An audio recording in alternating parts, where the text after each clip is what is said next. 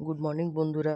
আমি বলেছিলাম তোমাদের যে বাচ্চাগুলো যেগুলোতে উঠিয়েছিলাম আগের ভিডিওতে দেখেছো তোমরা, সেই বাচ্চাগুলোর প্রোগ্রেস কীরকম হয়েছে, কীরকম বড় হয়েছে সেগুলো দেখাবো।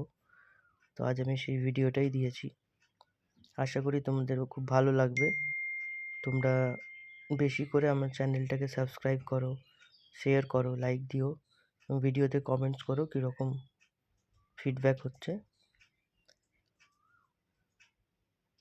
এই দেখো, 3টে বাচ্চা, 2টো ব্ল্যাক ক্যাপ কনুর আছে, 2টো সানচিক কনুর আছে, একটা হোয়াইট ককাটেল আছে, হোয়াইট প্যাচলেস ককাটেল যেটাকে বলে।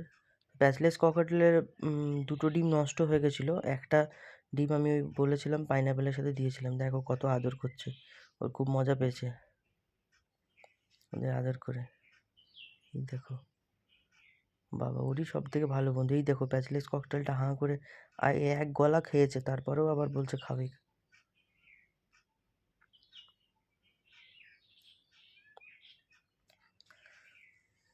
প্যাচলেস ককটেলটা পাইনাপেলগুলোই বড় করে তুললো বা ডিমটা ফুটিয়ে।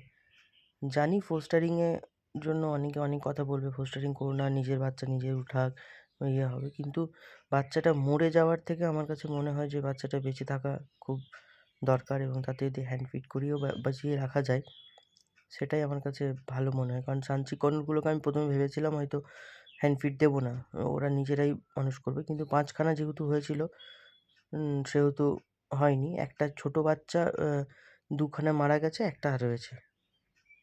টাটা।